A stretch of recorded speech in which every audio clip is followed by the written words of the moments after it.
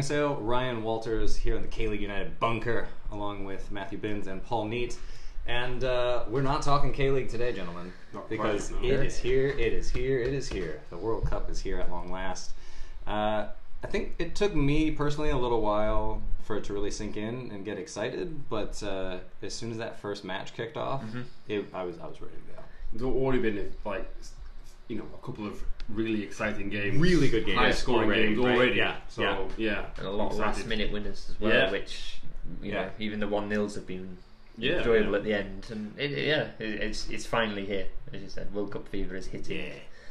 Well, and it's fun timing right now because about a year ago we were watching a different team that wears red win a different World Cup. So things went well for you boys last summer when England won the U20 World Cup here in Korea. That was a lot of fun, but this time around we're wearing different red shirts. Some of us have the new fancy ones, by the way. Who are you sporting on the back of that, by the way? I have Go Johan on the back of this. And why wouldn't you? Well, because exactly. He's a vice captain of Sol. You know? He should be the actual captain. He should be the actual captain. Yeah. So, in case you haven't gathered by now, we're going to be talking about Korea in the World Cup. They are about to get underway in Group F. That's going to happen Monday night.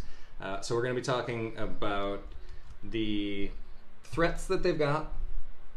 Quite a few of those. Which threats that they have to other teams. Again, a few. Sure. Players to watch, which I think there are a number on there, but we can't all answer Kim Shin-wook, so we'll answer a few different things for that. We're going to talk about the opportunities that other teams might have against them and how they're going to set up. And then we're going to do that same thing with all of the teams in Group F. So we're going to talk in order of the matches that they're playing. So we're going to start with Sweden, then we're going to go into Mexico, and then we're going to go on to Germany. Look at you, They pronunciation. love it. Yeah, no, Mexico, as we would say without an annoying pronunciation. Should I say Deutschland then? Yes. Die Mannschaft. You have to do... I'm not, no. You have to do it in the accent. Anyway. So, before we get into any of that, though, pretty exciting stuff this week. This smiley man over here and I were featured on the Huffington Post yesterday.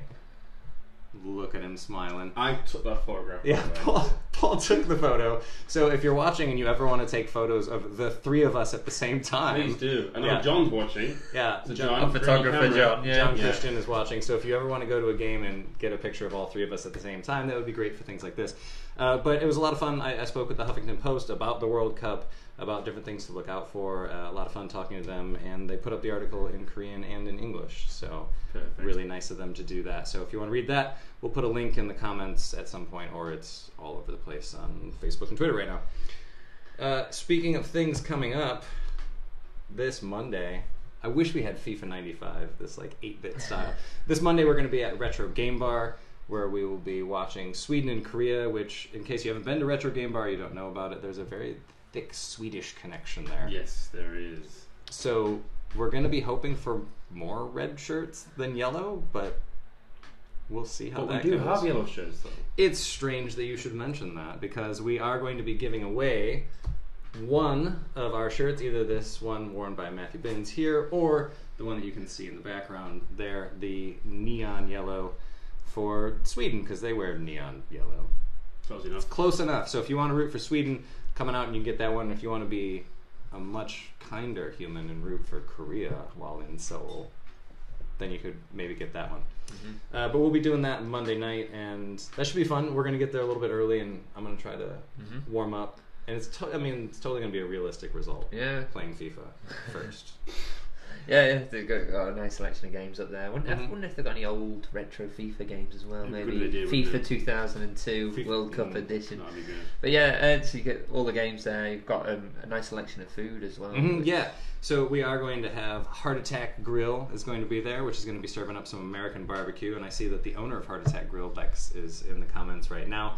So if you're curious about what's going to be on the menu, we have a few things on the site. But also just hit up Lex in the comments right now, and he will tell you about the ribs and the burgers. And I've had them a few times at various John Book matches, and they are well worth the money.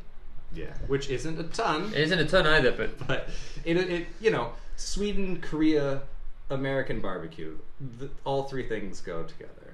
America's got to be part of this World Cup somehow. Well, that's our show.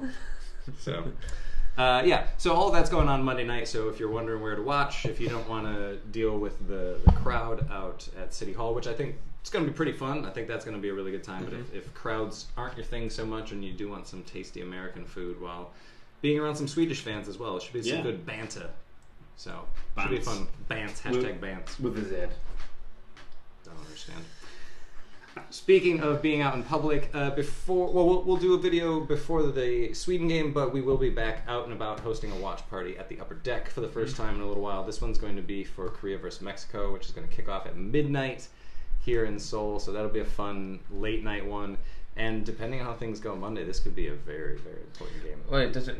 Regardless of what happens on Monday, it's going to be important. Yeah. Because either if they beat Sweden, they could win here and qualify for the knockouts, or if they lose to Sweden, this is a must-win to stay in the tournament. Yeah. So it's make or break. This really. is a very big game, and it's a Saturday night. It's in Itaewon. What more could you ask for? Yeah, exactly. Yeah, it's going to be good. It's going to be good. So we'll be out there for that one. We'll talk more about that one as time goes on. All right, so again, in case you're just joining us, hello, thank you, welcome. We're going to be talking about Korea first in Group F, which when we were watching the draw live, I kept saying, not Group F, not Group F, not Group F, and they got Group F, which is along with Sweden, Mexico, and Germany. Oh, this is a tough one.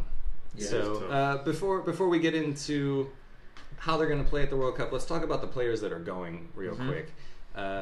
Paul, what are your thoughts on, we'll do this position by position, so what are your thoughts on the goalkeeping position? I think Kim Sung-gyu is the outright number one. He has been for a long time. He's got 33 caps, but he's still only 27 years old. He's made 15 appearances this year for Vissel Kobe in the J League. 6 clean sheets though, so he's in form. He's a solid goalkeeper. He's their outright number one. Choi Hanu, obviously, as we know, is the only K-League representative for the goalkeeping department, but not quite yet. He's, for a goalkeeper, they're about a similar age. They're still very young for goalkeepers, 27 and 26 respectively. So Kim Sung-gyu is the number one. He will start, and he's not done anything wrong really to suggest that he should lose his place. I don't think he's going to go out and single-handedly win a match. I mean, obviously, it'd be tough for a keeper to do that, but he's not going to lose one for them, I don't think. No, he's solid. He's solid enough, and likewise, though, for him, the defence in front of him, perhaps that doesn't really inspire confidence in the goalkeeper, so that might be something to consider for him. Yeah. And a couple of key injuries for players that you know really well, Matt. That back line. So to move on to the defense. Yeah. So the back line is more of a case of what could have been rather than what there is. This was supposed to be Kim Min-jae's coronation. He had such a great first season with Jeonbuk, an even better second season. It was looking like he had some great performance, great highlight reels doing the rounds on social media, and then he got injured against Daegu, didn't he? And ruled out of the competition. So.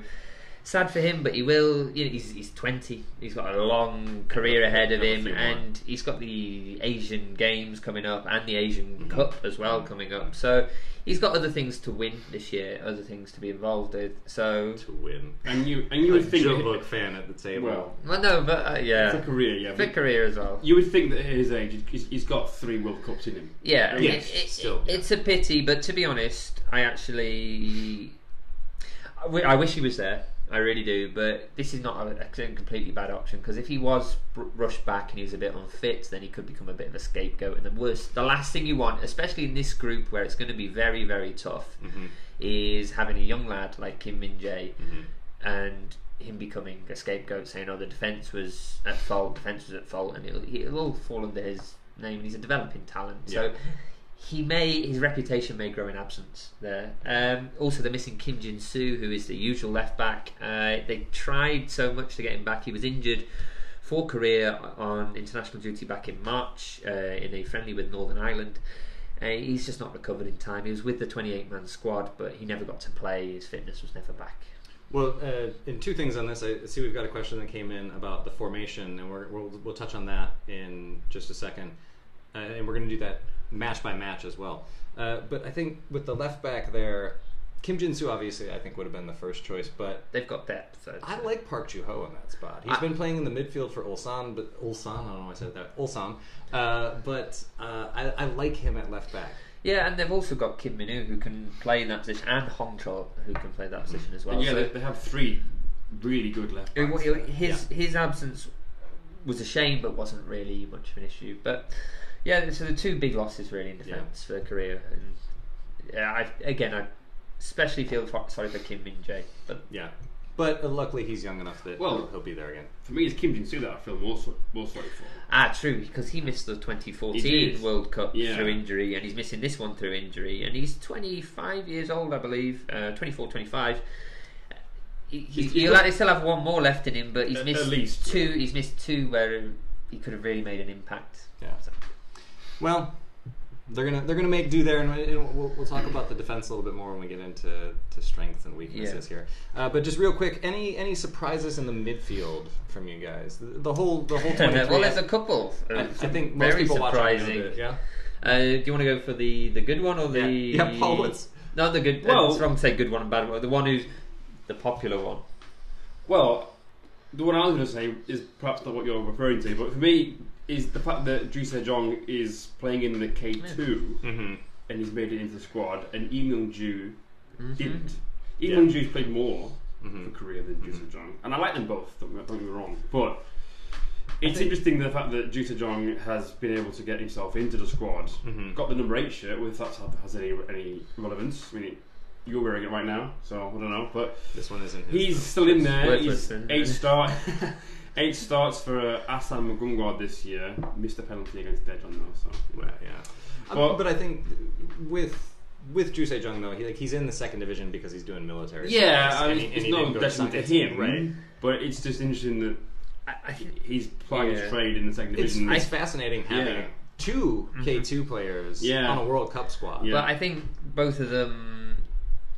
If you think about it, like Ju Se-jong, he's only just gone to Asan. I think if he had been there and it was his 2nd season, then maybe there may have been a few more eyebrows raised. But he's only just recently left Seoul. He's still been playing at top flight level, but he's still been playing in Asia and things. Yeah, so. Yoon Young-soon from Sungnam. Yeah, that's the one I was going to get to.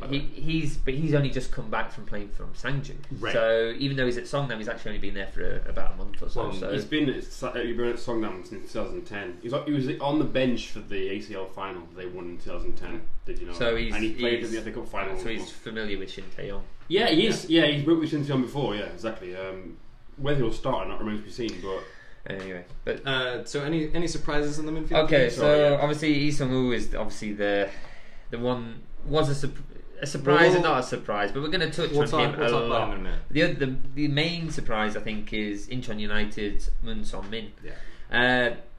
Now I believe he should have been in the 28-man squad. I think. Sure. You've got to reward form. If he's a top Korean scorer in the domestic league, then you should invite him into the squad. And he did that. He scored on his debut. It was a calmly taken goal. It kind of masked over a few problems he had though on the wing. Like maybe he should have hit that first time. Yeah, perhaps. He doesn't quite fit in, but due to injuries to other players, he's been kept there. He will only be an impact substitute, but who knows? He could prove to be a useful impact substitute. He could, especially against Mexico, which I'll touch on in a little bit. Yeah, he's usually involved in most of Incheon United's attacks, so he's an alright player. Just a surprise. Yes, the surprises. He's definitely one of them. Well, and I would ask if there were any surprises up front, but there are so few attackers on this roster that I think it'd be difficult to say that any of them are a surprise.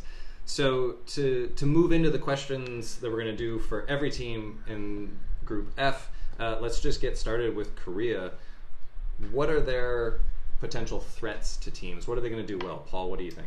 Well, obviously the obvious one is Son Heung-min. His sheer pace, his trickery on his left foot in particular, but I think they're going to have to be able to hit teams on the break. Yeah. So they're going to have to be able to soak up possession, or if they are playing against teams that will allow them to have possession, like Sweden will, I'll get to that in a little bit, is be able to break down a good defence. But they're going to need to be able to get the ball into him in the areas where Tottenham get the ball into him for, so it's plays to his strengths, but he plays up front for Korea, whereas for Spurs he plays as a sort of a left winger in a front three, so there's always that argument whether Son plays in his strongest position, but because he's their best player, Korea's best player by a country mile, right, he plays as a striker. Yeah, so you could argue that you need two Son Heung-mins, one on the wing, one up front, but be great.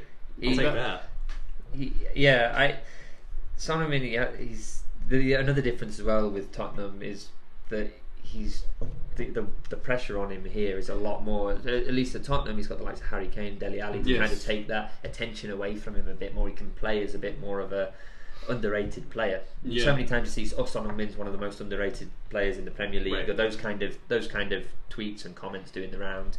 But when he's at the national stage, he's expected to deliver, and he's failing to live up to that pressure, in my opinion. I think he tries to do too much. Yeah, he can tell it plays on him. Yeah. But what I think his biggest contribution might be, and I said this after the Bosnia and Herzegovina match, is his biggest contribution may be by accident, by the fact that people are going to mark him. Fair enough. That would come on to my players here. We've got the likes of Hwang Hee-chan, we've got Lee Jae-sung, we've got Lee Sung-woo, who are all technically and creative talents, probably not so well known by these teams. And if they're marking Son Heung-min, if they've got two players on Son Heung-min, that means there's space available for one of these talents to take the stage and actually make this game their own, make this World Cup their own. And you got to hope. The problem is, it's just their conversion rates. If they can convert, then If there's a front three like that where there's no out and out striker, you need to have fluidity.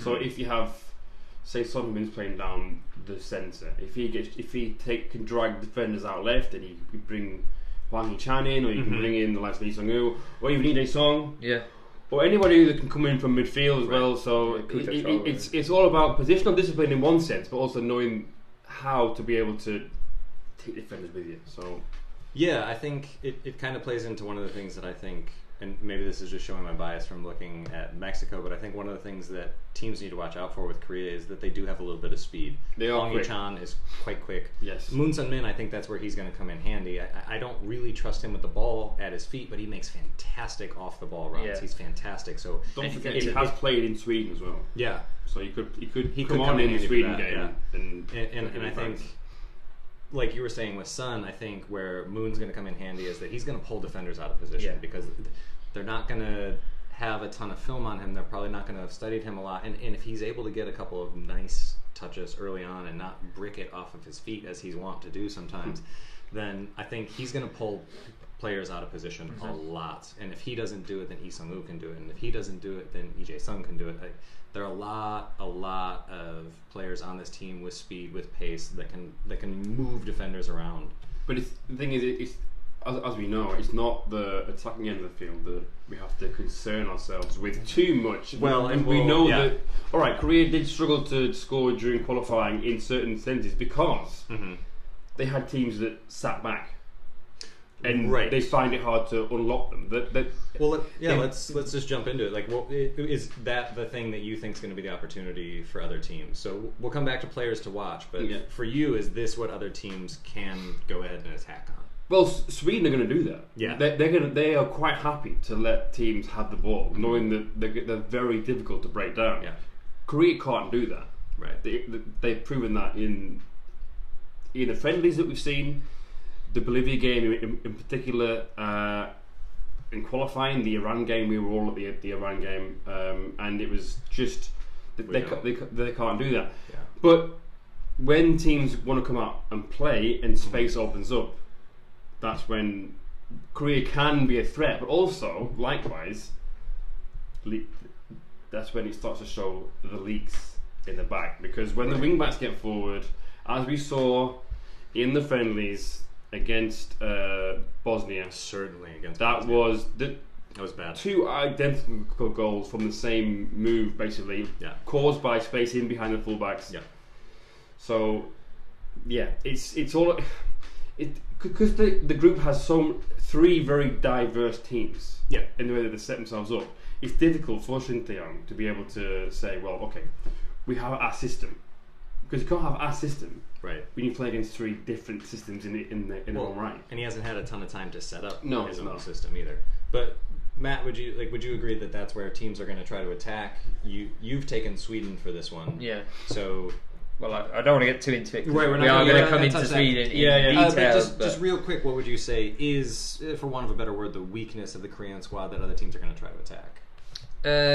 Yes, I think that Korea can prove to be a little bit leaky at the back. They're not quite as well versed in their defensive structure. They have looked better with 4 at the back, less so with 5 at the back, but that is the manager's preference.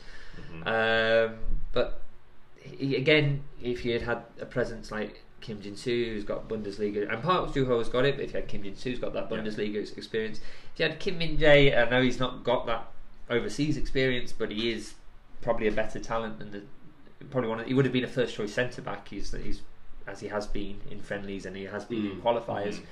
I think we could be looking at a more structured defence, a more disciplined defence, and it wouldn't be so. You wouldn't be so concerned with Korea going forward as much, but at the moment they go forward and you think, well, who's still there waiting? You know, who's there to cover them if this goes wrong, if they counter? Yeah, and that plays exactly into what I was going to say, and I think you're seeing a little bit of a theme here. That the communication at the back, I think, is where teams are going to just pull them apart, because we saw that against Bosnia and Herzegovina, and just simple moves, and it was just pulling the Korean defenders all over the place. The wingbacks had no idea what to do. I mean, a lot of that is because of the 3-man back line, which we hope is dead. We hope the 3-5-2 is gone. There's been a lot said and written about that. So yeah, hopefully that's gone. I think that was part of it, but also there just doesn't seem to be anybody truly marshalling that back line right now and leading the communication in the way that you need. And I think they're going to have to rotate a lot, especially with the attacking talent that they're going to be facing in this group. There's going to be a lot of rotation and a lot of movement, and I just don't have the confidence in this back line, even if it is a 4-man back line, to make those switches and pick up those second runs as much as they should. Yeah, I mean, Ki Sung-young is the captain, but he's not the sort of captain that strikes fear into his teammates. Like, he's not a Roy Keane, right? Well, in the sense that players will be scared of making mistakes, sure, because they're going to get roasted by him. Yeah, Ki Sung-young is the captain because he's got the most caps, got 102 caps, and he's a very good player, right? But yeah, they do lack a bit of leadership, especially at the back when he's a defensive midfield player. Right. He's playing in front of that back line. Yeah. There's only so much that he can do back there. So that's definitely what I'll be watching defensively for the Taeguk Warriors here. And moving into it real quick, because we want to get into the other teams in this. Your player to watch, Matt, I'll start with you on this one.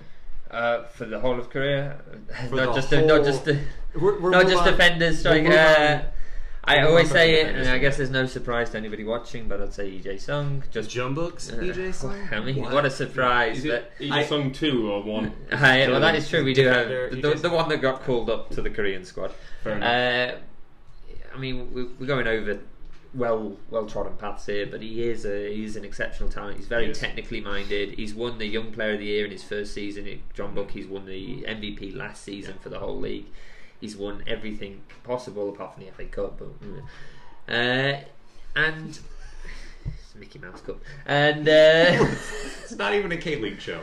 and I think he's just done everything, and it'll break my heart watching him leave. Absolutely, But he well, should. yeah, you know, if But he's got to go. Nobody would begrudging that move at Jeonbuk. No supporter in that stand can honestly say you've betrayed us. He's earned that move, But and it's long overdue. And I think I don't think he'll go after the World Cup though. Really? I don't think he'll have chance to show his true value. That's a fair point.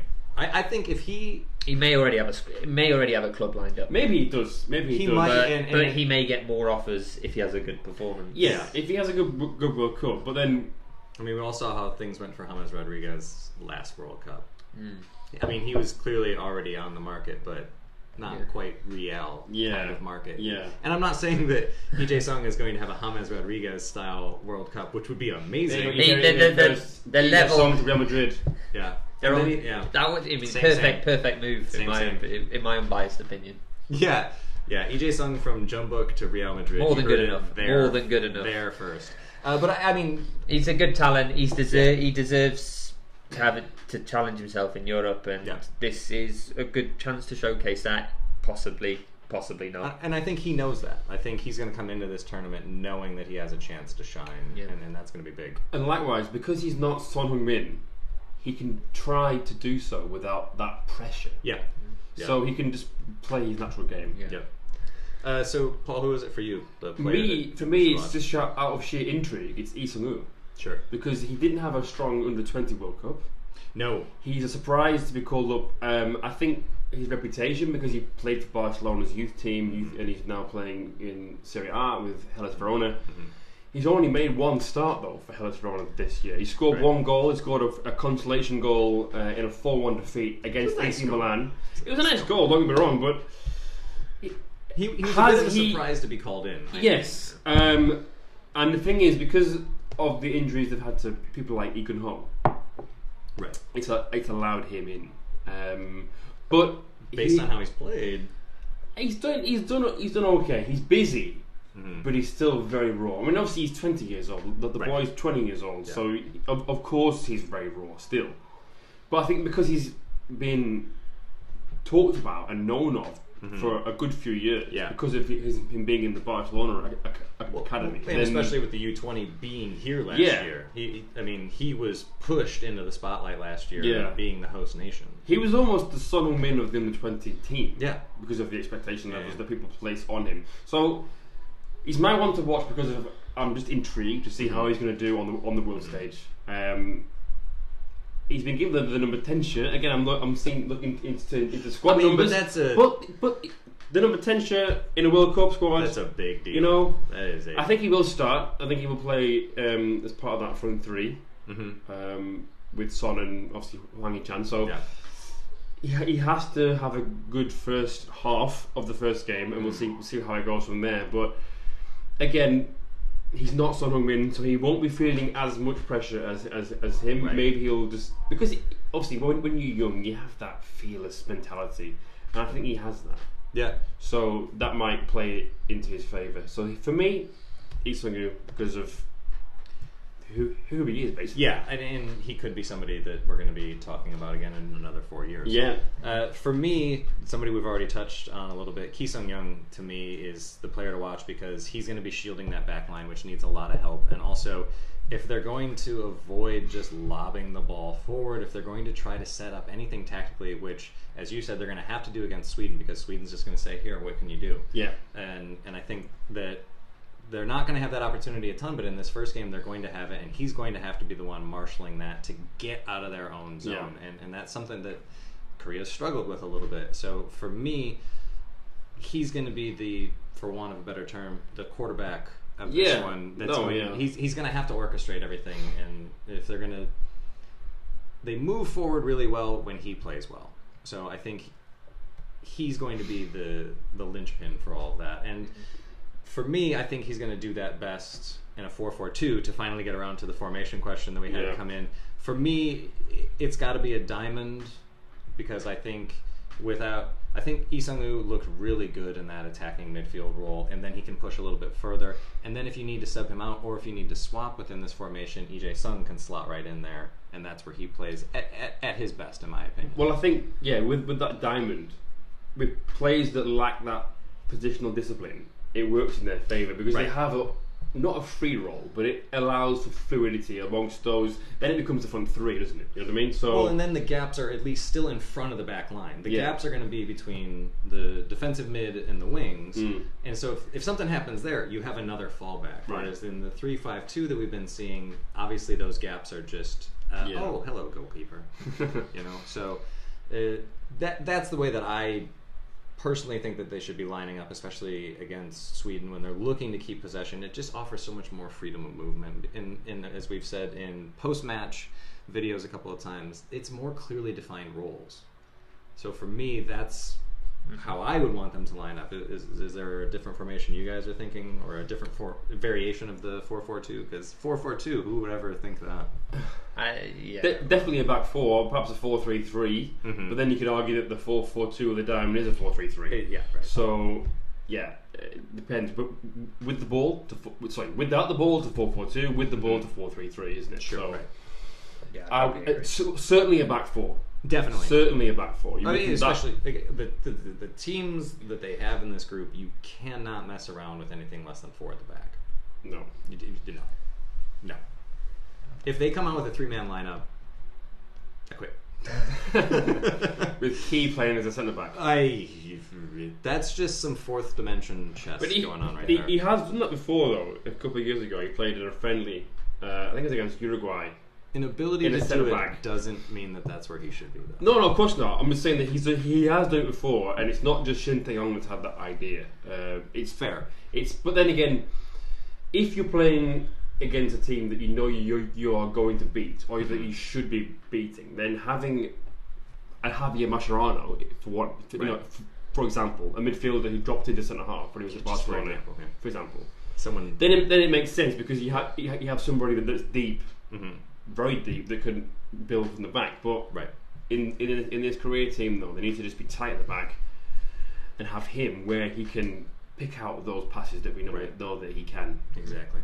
Yeah. So that's a gist of how we see things setting up for Korea. We did have some questions come in before we started the show. We've had a few in the comments. I see our friend Mark over in Canada is watching. Hello, Mark. Thank you for tuning in.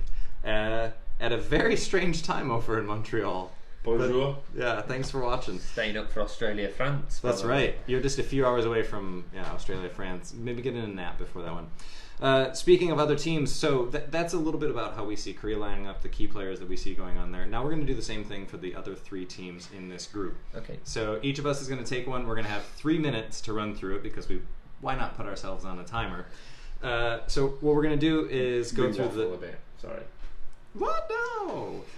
We're going to have the threats that they pose, players to watch for them, opportunities that they're going to present for Korea, and how Korea is going to set up against them tactically, potentially. I think formationally, I think we all are on the same page there, but tactically things are going to switch up a little bit. And then we will go ahead and make ourselves look real smart and offer up predictions before we've even seen Korea kick a ball on Russia. Because, that's going to go well. Yeah. So if you have any questions, comments, reactions, anything like that, please get them in while we're doing these, and we'll stop in between a few of them, and then at the end, obviously, we're going to go over the questions that we had that came in before and anything else coming in. So, up first, on Monday night, we have Sweden, and Matt is going to lead us through that. You are on the clock in 5 seconds. I could start early. No. Go. So Sweden, or the Blågult, as I've tried to master the pronunciation of today, they are going to line up in a 4-4-2. It's nailed on. They play the same formation. They played it for all the qualifiers. They played it in all their friendlies, and it's nearly always the same personnel. You're going to have the likes of Lustig, Lindelof, Granqvist, and Augustinsson across the back, Claesson, Ekdal, Larsen, Forsberg along the midfield, and Toivonen and Berg up front is guaranteed to be that, nearly. So they usually, when in a rare case of attacking, they usually have the wing backs come up and the wingers tuck in. It's a very standard overlapping style, but they also have a penchant for a long ball. But this is more decisive than hopeful because they've got quite tall forwards, quite a lot of tall players, and they score a lot of goals through their aerial presence, something that Korea's going to have to watch for. They also remain quite compact at the back. They keep quite a rigid back line. They're very difficult to break and pull apart. As for key players, the main one is Forsberg on the left. He plays for RP Leipzig, and he tends to drift in from the left, and he can take on players. He could actually attract interest from other clubs with a good showing in this World Cup as well. He's an unpredictable spark in a very predictable team, and he has the license to express himself, and he could cause concern for Korea. They're also to watch out for is Marcus Berg. He is the top scorer. He actually plays for Al Ain at the moment, but he has got the most goals, and he's probably going to be a target man in the box to head home. How am I doing? Right. Concerns. Well, there is a concern from set pieces because of this aerial ability. So we've got that to contend with, and there's also the issue with the left side where Forsberg is, but also Augustinsson or Olsen from Swansea City. Ki Sung-yoon will be familiar with him. Both of them will work down the left side, overlapping to create space in the box, drag defenders out, create space, and send the ball into these target men. So Korea, if they play a 4-4-2, will need both players pulling back on the right to try and cover these two players.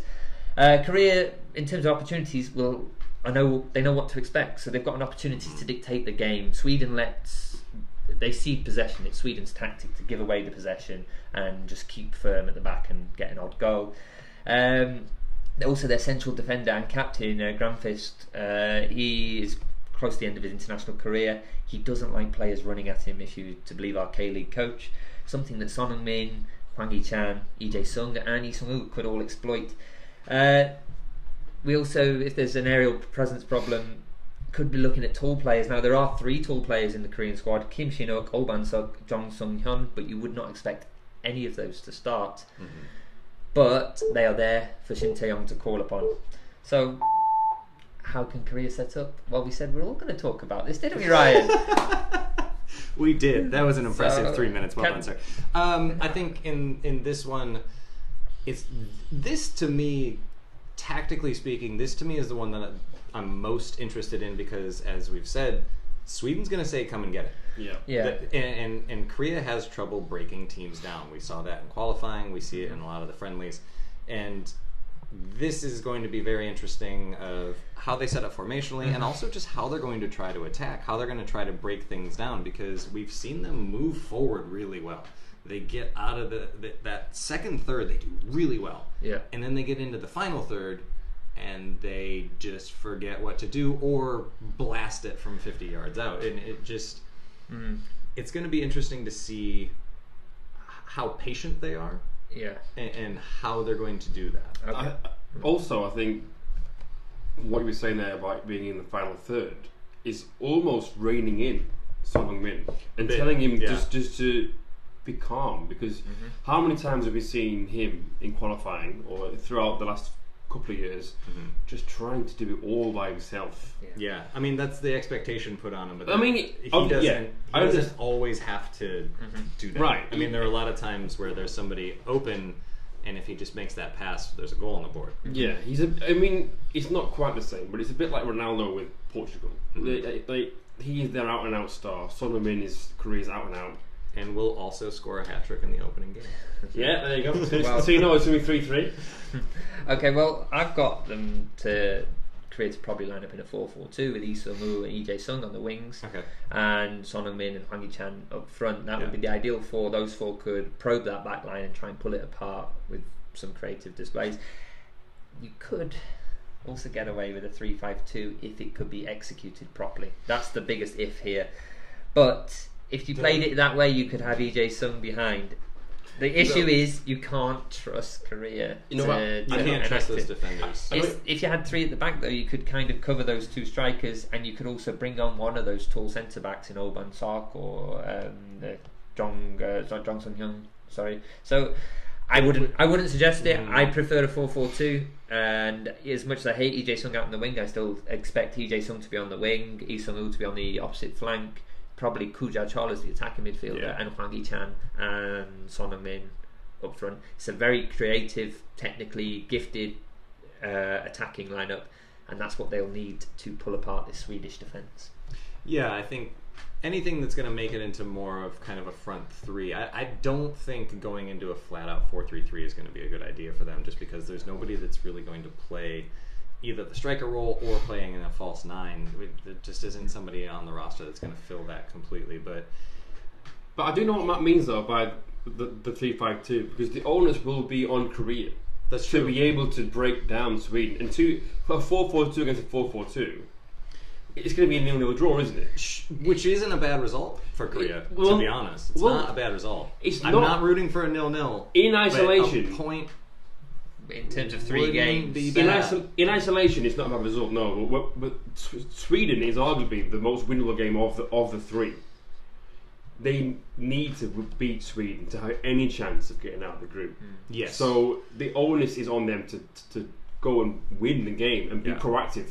A 4-4-2 is the damage limitation in kind of option in one sense, but it is the most defensively sound one. But you have to understand that they have to be able to go out there and try and create chances. And in a 4-4-2 with Key, who will drop deep anyway, are they going to be able to do that? That's. I'm asking this because I'm intrigued. How will they do it? I think if they're gonna if they're going to do that, what I might do, and you're wearing his shirt, is I might put Go Johan in there. So if it goes wrong, just immediately drop him back to right back. Or Young could also do something similar out on the wing. But have one of those wingers that you're comfortable dropping back into a fullback position. And I mean, it might be worth a shout, but at the same time, if I'm Sweden and I see them in that 3-5-2, invite pressure, get the wings on an overlap. Forsberg and field day. Done. You're done. That's such an easy goal for Sweden to score. And well, they watched the Bosnia game, I'm sure. So there's arguments for and against. I'm a traditionalist, but I know what you mean, man. I'm arguing for the 4-4-2. I'm just saying there is logic to the 3-5-2. Yes, there is. Yeah. I just don't think Korea can execute it. No. Okay, yeah, that's a good way to put it. All right, so that's Sweden, and there's plenty more on the site already for Sweden right now. The K-League coach broke them down a little bit and gave a preview. And Matt, you also had a preview for this. Yeah, I spoke with the local Swedens, Lee Roden. He's also had he's a football journalist, and he's had pieces in ESPN 442 as well. And he kind of thinks Sweden are going to sit back, and he predicted 1-1 for this game, and I think I thought that was quite generous of him, actually, to be honest. He's being nice. That's how he saw it going down. What was your prediction? I predicted 1-1, but the thing is, I think Korea have got the talent technically, but it's this finishing. You can kind of offset the goals conceded if you're scoring the ones at the other end. I mean, it's a bit Kevin Keegan, Gung Ho will score one more than you. But I'd much rather Korea play like that than just hold on. And yeah, there is the talent in Korea. They just can't seem to convert. So I said 1-1. Yeah. Probably Korea to be caught on the counter by Sweden. Probably. Fall for it. Yeah. Paul? 1-0 to Korea. Kim Shin-wook in the 86th minute. You're going to bring him on? Yeah. He won't start, but he'll come on. It's on camera. You know we've recorded this. Have we? I do think Kim Shin-wook could be brought on, even not in a defensive role, but could be brought on late on to help defend set pieces. Because he's an extra tall player at the back and that can head out from corners and stuff. Yeah, no, I think he's a great late substitution. And we had a question about. We're going to get to that. We're going to come into that later. If he scores a game-winning goal against Sweden, I will buy both the home and away with Kim Shin-wook. Oh, I think about to buy a round. I think you're going to say Sweden kit. Oh, yeah. I mean, sure. For the three of us. Buy the whole pull around. Nope. The three of us. Okay. Yeah. Okay. So that's how we see Sweden breaking down. Up next, I'm going to put myself on the clock for a team that I've seen play quite a bit. This is Mexico, and 3 minutes is going to be a lot. Here we go. All right, so they've made the quarterfinals only twice, in 1970 and 1986. Those were both on home soil. This doesn't seem like a big deal overall, but they have struggled with the Quinto Partido, which is the fifth game of the tournament for them. It's a thing. They have struggled mentally because of it, and last time around, I think a lot of people remember Arjen Robben going down in the box, and that was...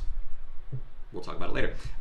Anyway, so that's something that's weighing on these players' minds in this tournament. It weighs on their minds every single tournament. And on top of that, they also have manager Juan Carlos Osorio, who is a tinkerer in the extreme, always playing around. In practice, he'll do one thing, he'll come out with another formation. They usually base themselves on a 4-3-3 because of the attacking talent that they have, but they also have sometimes played a 3-3-1-3, which is a very interesting formation from them. So it's yet to be seen if his tinkering, his tactics, his formations are going to be a strength or a weakness for them. It's been both in the past. They had a really good 2017. This year hasn't been so good. They are unquestionably going to play attacking. Juan Carlos Osorio came out and said, I think the more that you try to defend, the more you inviting the opposition to get on top of you. So he is going to come at Korea, especially because Mexico has Germany in their first game, so they're going to be looking at this as 3 points. So they are also very similar to Korea in a lot of ways. They both have tinkering managers, they both have issues on the back line, and they both are suffering a scoring drought right now. So the threats for them, the wingers on this team, which we've talked about a little bit with Korea trying to defend, it's Jesus Tecatito, which is actually really fun. It's Tecate, the beer, but anyway. And Chucky Lozano. They're both over in Europe right now. They've both made that transition pretty well. Lozano a little bit better. But they both won at international levels before. Chucky Lozano is I personally think he's well primed to be one of the breakout stars of this World Cup.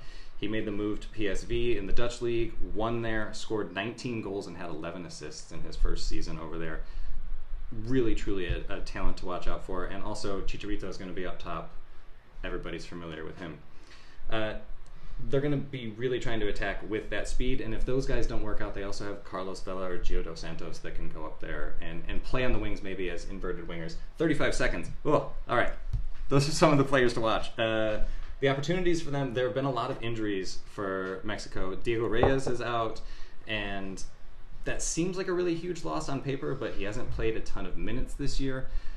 But they are really slow at the back. Rafa Marquez is in his 4th World Cup, and he's starting to show that age a little bit. So Korea could get in there with some speed. He might play in a 3-man back line in that 3-3-1-3 that I talked about a little bit. But I'm just going to go over it. In spite of all the attacking talent, you would think with all of this attacking talent on the squad that they would just be destroying things, but they've only scored 1 in their previous 4 friendlies. This is a team that is struggling for goals right now. They don't know where the goals are going to come from. I only went over 10 seconds. I'll take that 10 seconds off for Paul's time. Whoa, to be fair, I don't need that 10 minutes. Give me 10 seconds. Yeah, fair enough. I think for Korea in this one, it's going to be really interesting going out the middle because, again, there's been a lot of injuries and a lot of other problems with El Tri's back line. And if Korea can figure out how to go up the middle, if Hwang Hee-chan has a strong game against Mexico, that could be all the difference. Well, I think it's going to be a more open game than Sweden. Yes, which will definitely suit Korea. So if the more open the game is, the more chance that Korea have of getting something. So that will play into their favour. And also the unpredictability of Mexico's team. I mean, they might not even know what the team's going to be. So how do they know their roles, their jobs?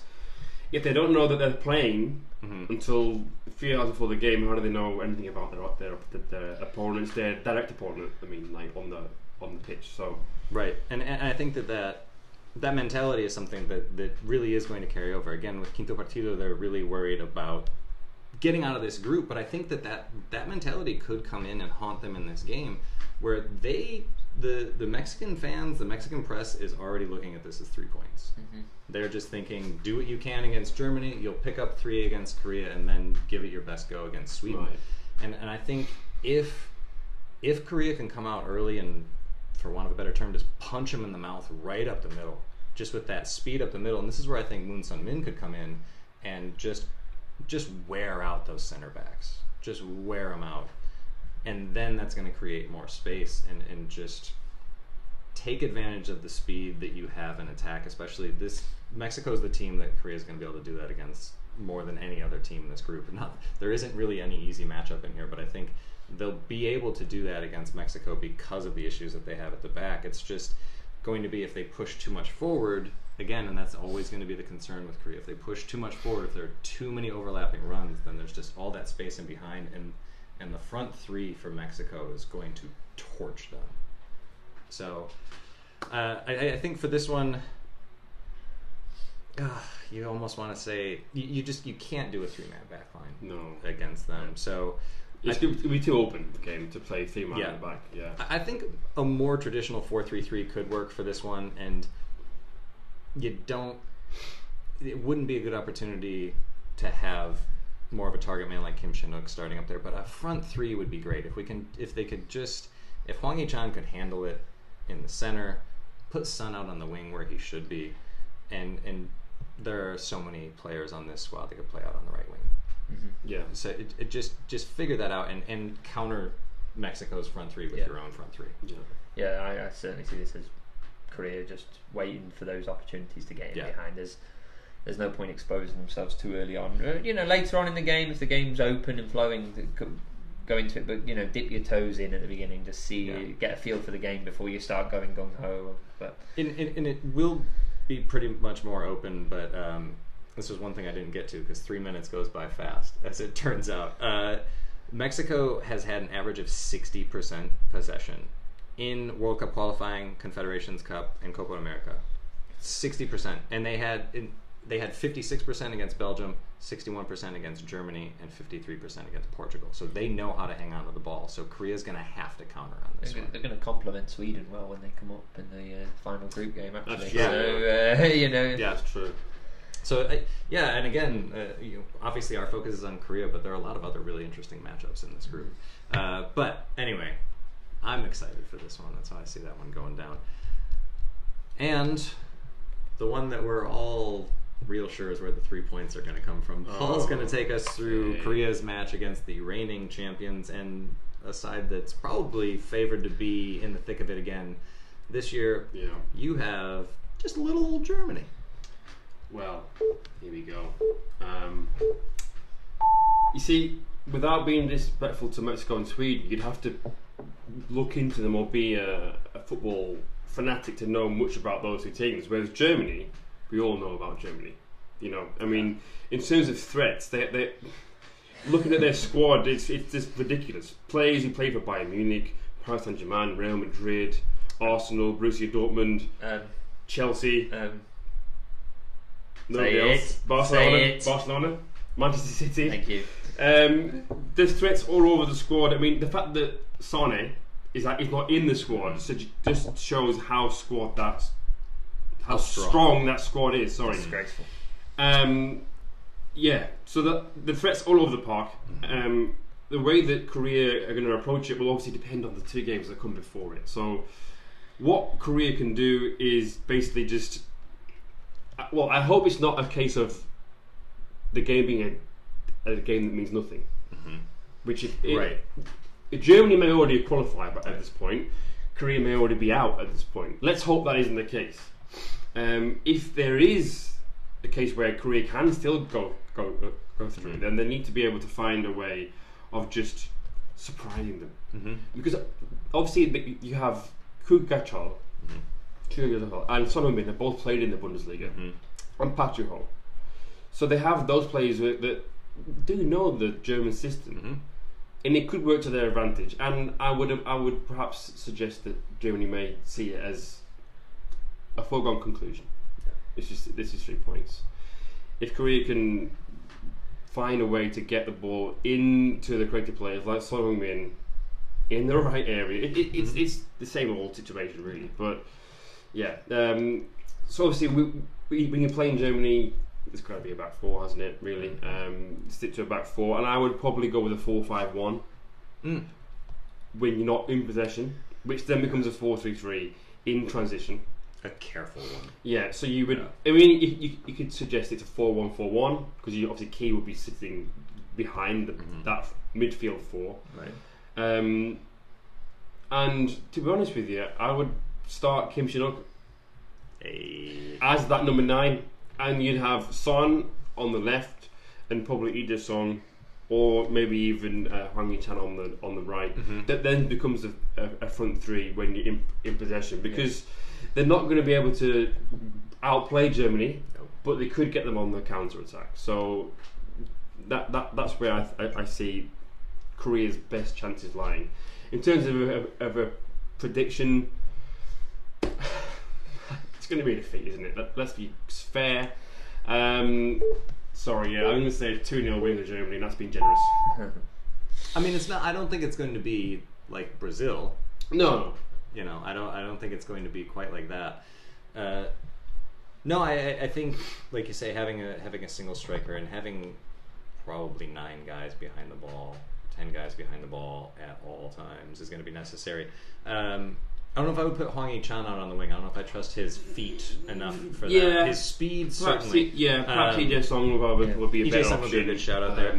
I think, a 4-1-4-1 could be really interesting in that one, just because you're going to need that. You're going to need it. You're going to need 2 shields. Because they have that. Because they have that 3 behind with Julian Draxler, Mesut Ozil in particular. That they're going to be, again, fluidity that causes defences a lot of issues. Yeah. In I think Oh no, sorry. I was just going to say, going back to the roster a little bit, there are 9 new players on this squad, I believe. It's almost the old guard's certainly gone. The old guard that won the last tournament is gone, and this is still such a ridiculously strong squad. When looking at how to do a youth movement just just study what Germany's done over the past 15, 20 years, and just rotating over, and the players that they've got coming up in this, it just, like you say, it boggles the mind. But one point that you brought up that I really did like is that some of the more influential players for Korea have Bundesliga experience. Yeah. And I think that might play in. That's pretty important coming into this game, to know that mentality, or to maybe even be familiar with some of the players and how they're going to play. And speak the language as well.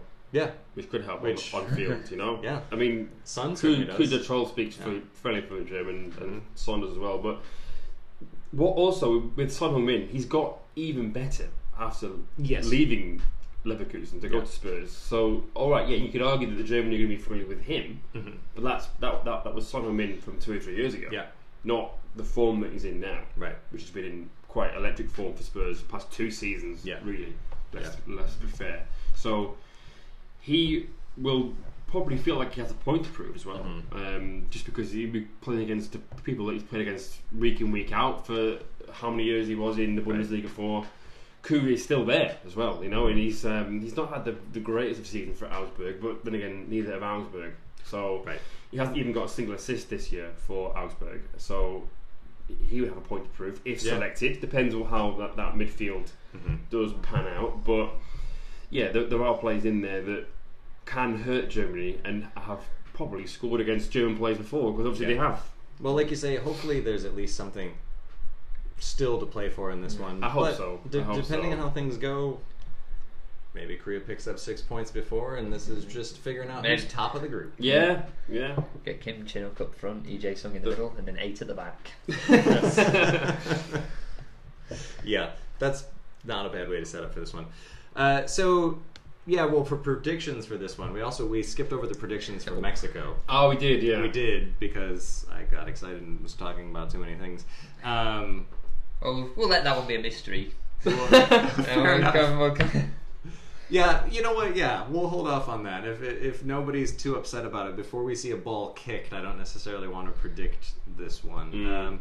I think it is fair to say, though, that expecting anything more than being competitive against Germany, expecting that is not necessarily the wise. Anything can happen. I mean, that's why it's great. The only hope that, as you said, the only hope that Korea can have is the fact that game isn't a dead rubber.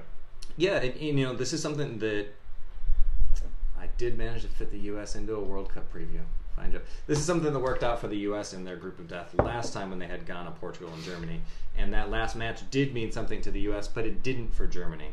And we didn't get any points out of it or anything, but you could see that the competitive edge was much, much closer than if Germany still had their foot on the gas and they were still trying to secure that top place and get through. But they didn't, and it was only a 1-0 defeat, which, if Korea get that, that's nothing to shake your head over or be sad about or anything, but I think hopefully Germany can take care of business in their first 2 games, and that mentality will come in, because they don't. Topping the group isn't even really that important to them as much as making sure everybody's ready for the next stage. So that could play into Korea's advantage. Actually, that's kind of an interesting point, because in the group stage, in the qualifying, they were immaculate. They won 10 games out of 10, conceded 4. Then in the friendlies, they were on that. Was it a game of 5 games without a win? They drew 3, they lost 2. So after having got the business done, there's a little bit not complacency, but there's weaknesses there, or there's fallibility there. Yeah. So maybe that would be the case then. If they do get the first 2 games won, and the last game, Korea can see that as an opportunity. But I mean, if Korea comes into this needing a point to qualify, and Germany's already top of the group, it's not undoable. No. So that would be a nice situation. A good situation. All right. So that's how we see each of the teams going in Group F.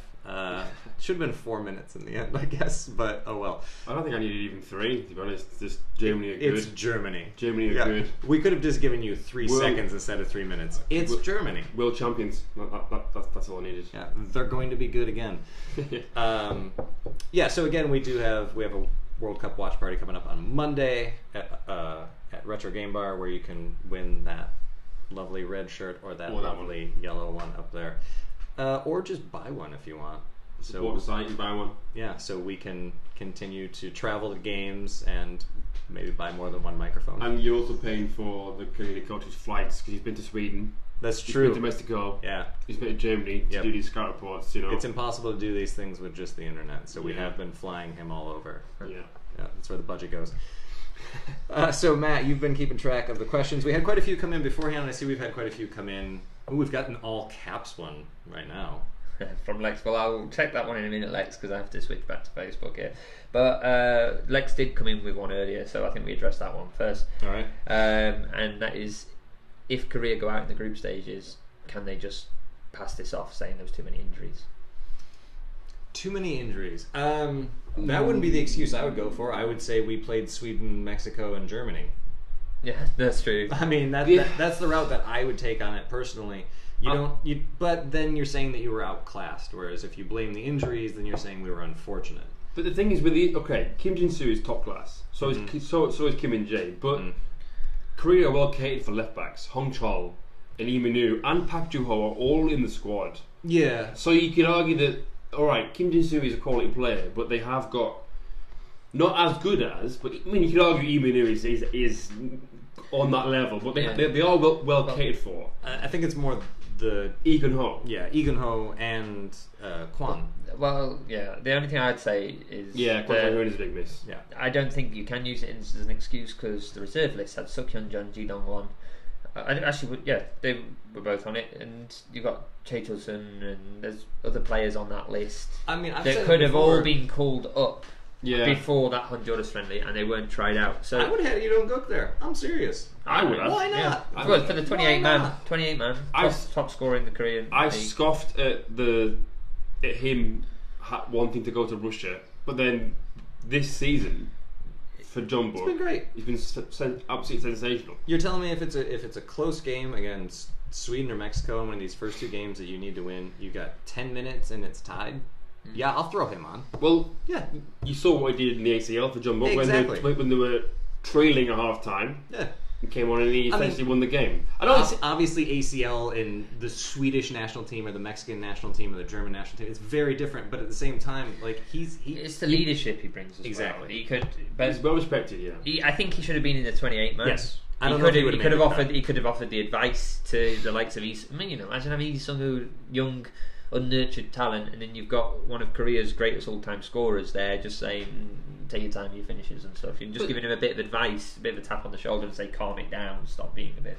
But he's not in there. But it's not. the That's- opposition are different, but the goals are the same size, and the penalty box is the same size. If you put Elon Cook in the penalty box and he gets a chance, he'll get it on target. because it's the same size. Yeah. Because it's the same size. All right, if it's against Manuel Neuer, then he might not go in, but he will get opportunities, and he is a clinical finisher. So. Yeah, exactly. Yeah, I think. I don't think they have that excuse because, like you said, I think the reserve list is too strong to fall back and say, well, we got unlucky because, as you were saying, the defensive replacements are there. They're there. The problems at the back haven't been. It hasn't been a lack of talent. It's been a lack of organization. Yes. It's been a lack of clear-cut roles. It's been a lack of rotation. It's been a lack of very simple defensive things, and it's not people getting burned for pace. It's not people getting turned inside out. It's not knowing where to be and having that taken advantage of. And I think up top, there are just too many players that didn't get a call in for that to be my excuse. And there's not that many countries or teams that would have that you couldn't name the back four. Like with Korea, it could be anybody, especially the ones that play centre back. Well, right, yeah. So anyway, No, I don't think so. no. It's anyway. We'll move on to the next. Yeah. Good question. Cheers, Lex. If you got any more, send them in. in lowercase. Lowercase, ideally. We don't answer capitals. But speaking of trolling, no. What? There's a question. Oh, I know where we're going. I know where we're going. I'd I know like where to. we're going. Yeah, I like to take the lead on this one. It's from Scott on Twitter and Scott Whitelock, our Scott Whitelock, our Suwon Suwon columnist, and sometimes friend, but depending on how this goes. No, I think this is a good question from him, and I think he's along the similar lines of thought here. Does Kim Shin-wook deserve all the criticism he receives when he puts on that red shirt?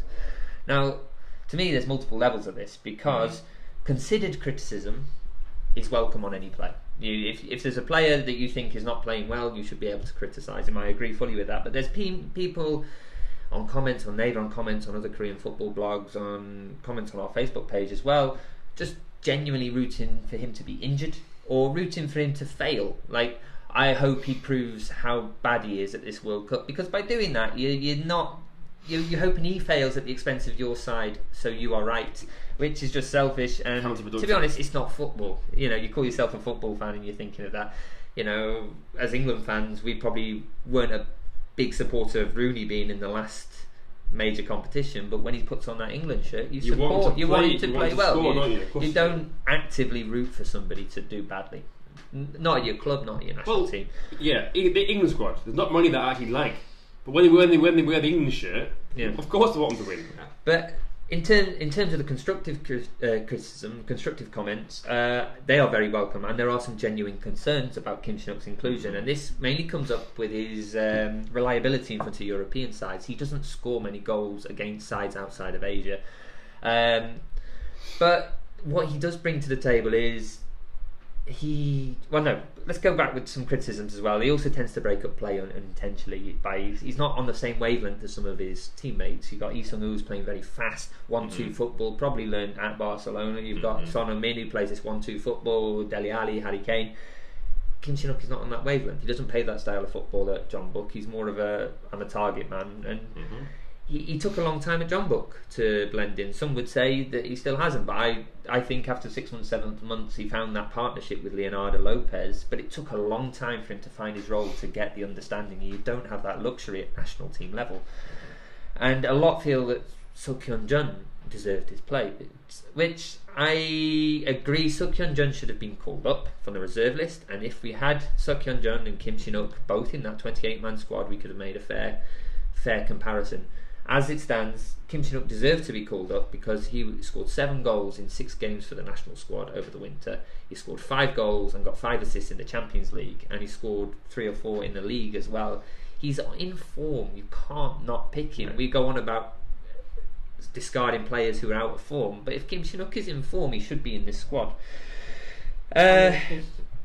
I'll let you stop me for a minute. Before I'll go on to the positives in a minute. No, I think, and I've said this so many times before, and I would say it again. He offers something different. He offers a different option off of the bench. He changes the way that defenders are going to have to play the game.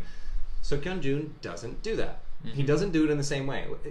Yes, he's a talent. I could not agree more. He should have been called in. But does he offer enough different from Lee Sung-woo? Does he offer enough different from Hwang Chan-hee?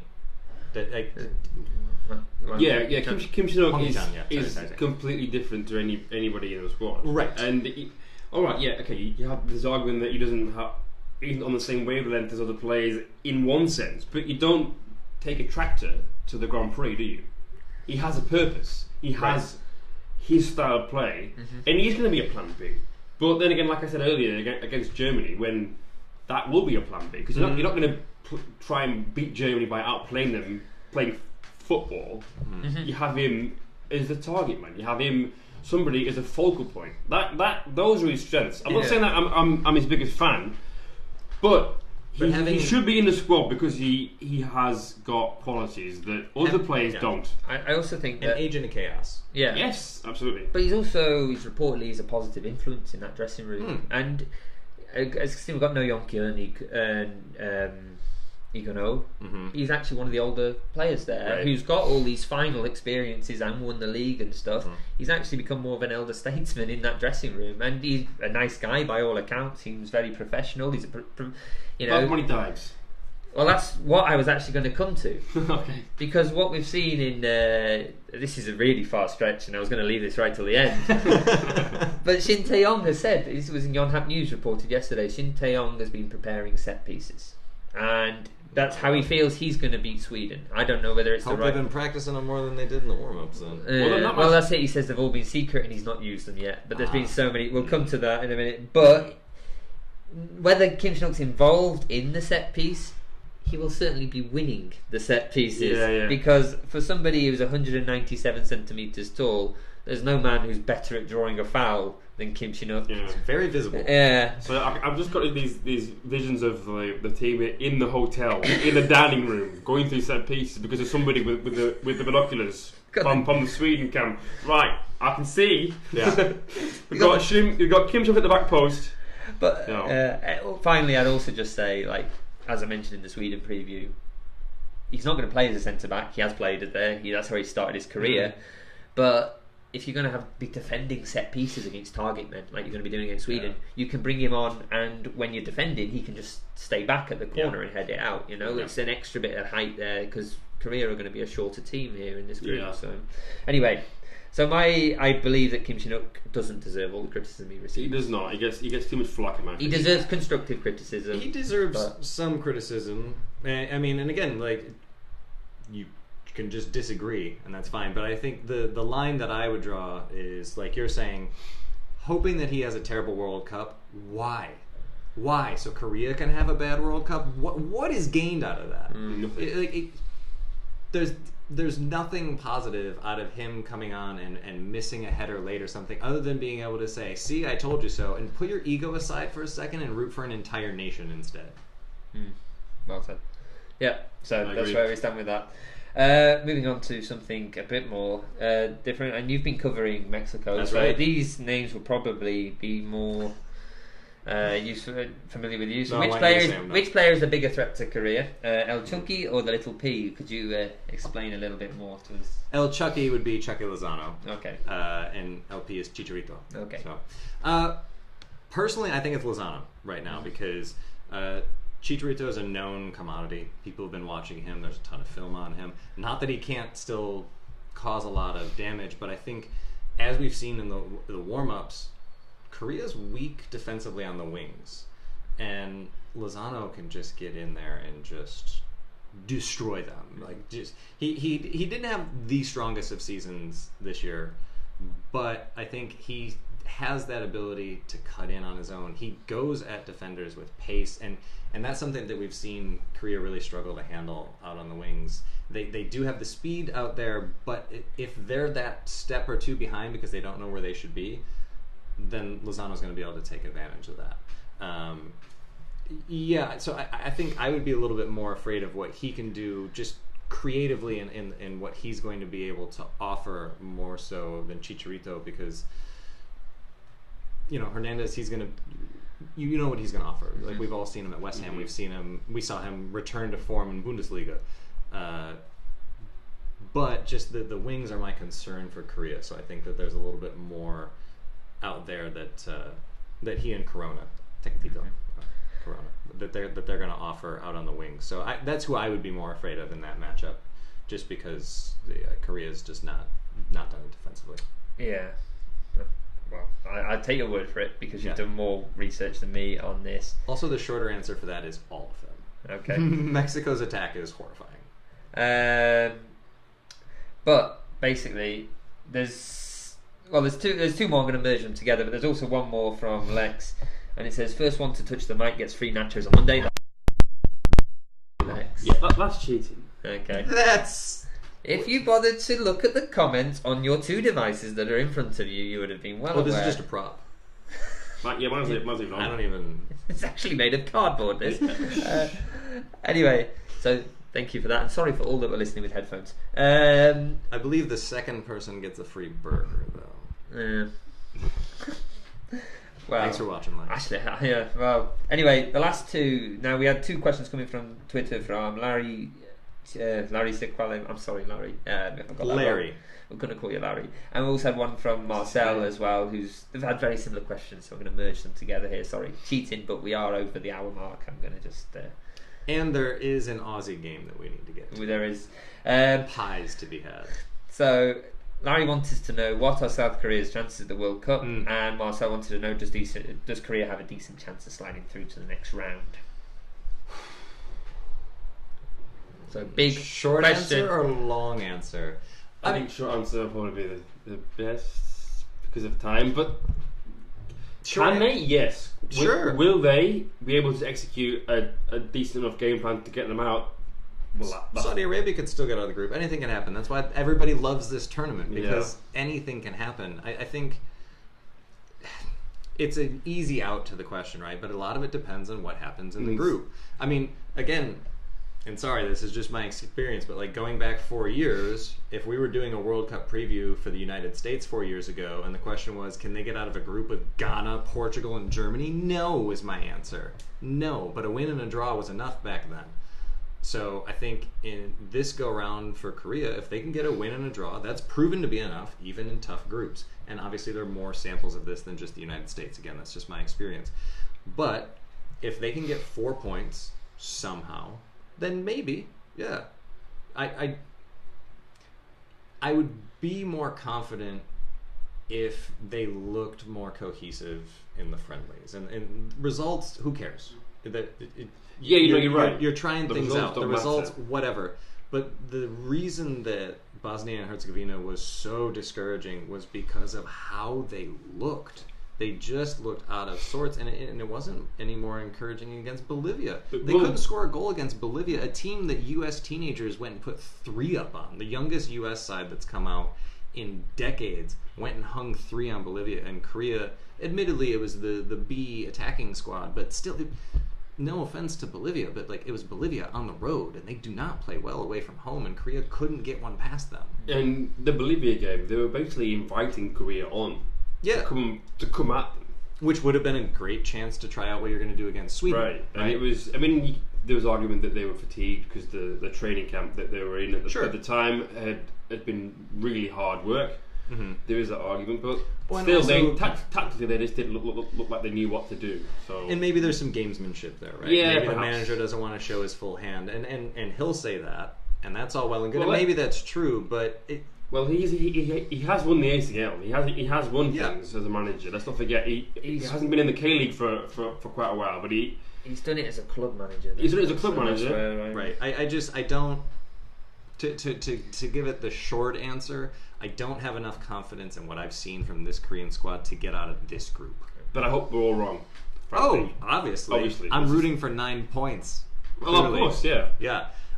And again, this is why the whole world goes crazy every 4 years, because it's so much fun to watch these things play out, and you never know how things are going to go. You never know. That's why it's fun to watch. And they pick up 3 points against Sweden on Monday. Most of what we've said is out the window. That's just how it goes with these kind of things. You know, if they pick up 3 points, then all of a sudden all you need is a draw in one of those 2 games. You know, so potentially, obviously 6 points would do it. 4 might. So you never know. But I mean, that's why that's why the first match is so important to every squad, to every team in this tournament. But I think especially for Korea in this group. Yeah, it's more important for the so-called weaker teams in it. I don't think it's a slight against Korea to say that they're the weaker side in this group. But let's say, for example, yesterday it was a draw. But if Portugal or Spain had lost that game, then they would have known that they would have been able to win the other 2 games and come back. When you are the weaker of the teams in the group, then the first game is hugely important. Well, so if they win against Sweden, yes, they can. If they don't, then I can't see it. There's no match that they're not going to be the underdogs according to betting sites or odds or anything else. I don't think.